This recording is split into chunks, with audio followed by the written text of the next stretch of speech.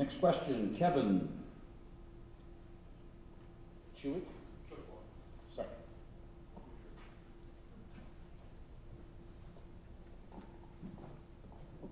I want to thank both of you for taking the time out to come see us. And I feel sorry Mr. Spates didn't care enough to come and visit us tonight. My question is a kind of a multi-tiered question.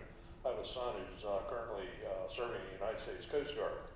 In the last 2 years, he has been to 22 countries and has been off the coast of Somalia with his ship searching for pirates. What do we plan to do in regard to protecting our own borders from illegal immigration, illegal aliens who are collecting federal benefits in the way of Social Security and sanctuary cities? Thank you. Lindsay, you want to start there?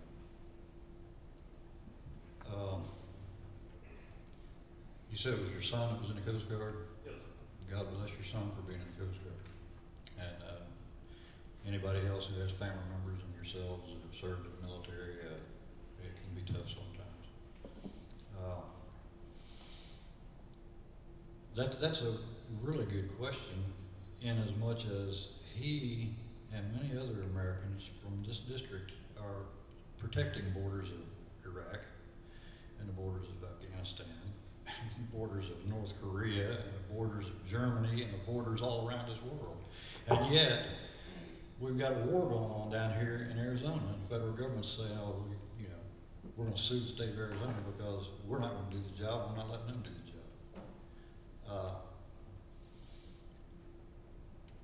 We got to protect our borders, and unfortunately, those who are equipped to do so, including the Coast Guard and any number of other different,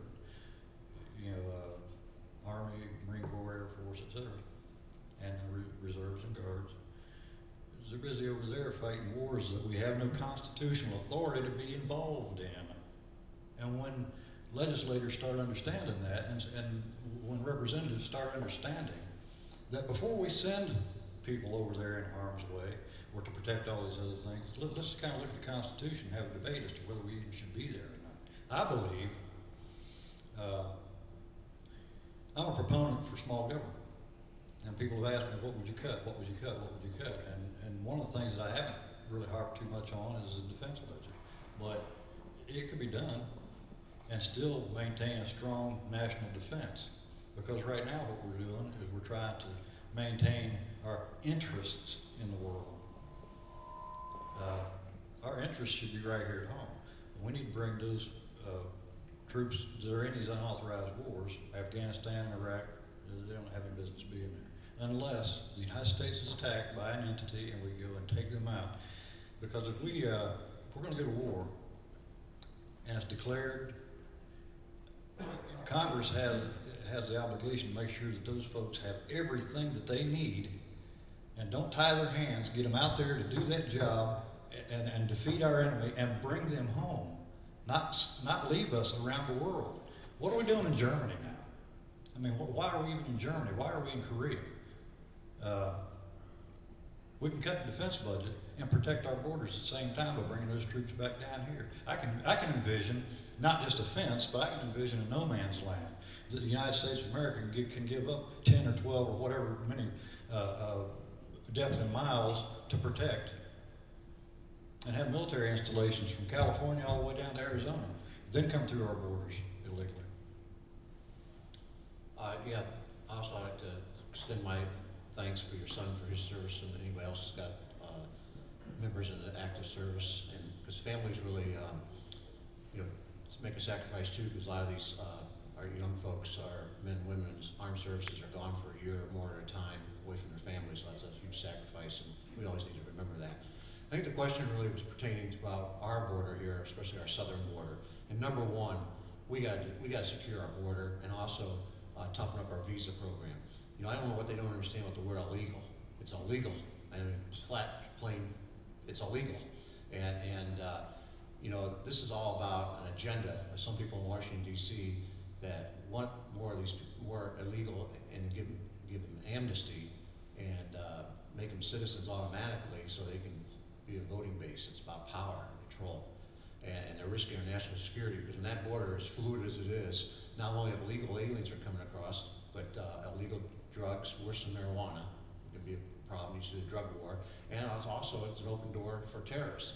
And it's really a miracle that some terrorist hasn't come across the border with a dirty bomb or whatever and done something, you know, that's unimaginable.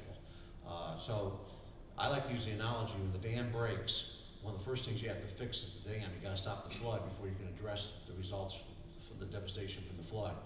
And there's no way that we're going to solve this illegal problem when our borders are not secure and our visa program is not operating like it should. And then, you do those two things, and then I think we have a better chance to addressing the ones that are already here, the however many millions that it is. And we don't give them. You got to take the incentive out. You don't give them free medical care, free education, and all that.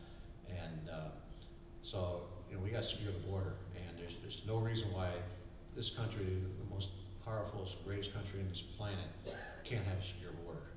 It's inexcusable because it's an agenda by some of the people on the left to not to have a secure border. And it's disgusting that they are going after the state of Arizona. Here in Ohio, in the Ohio Senate, we passed a bill that's similar to what they did in Arizona. I wasn't aware of the fact that county sheriffs can't enforce immigration laws in their county unless they were asked to by the federal government or if they apprehend somebody for doing another crime. But they can't.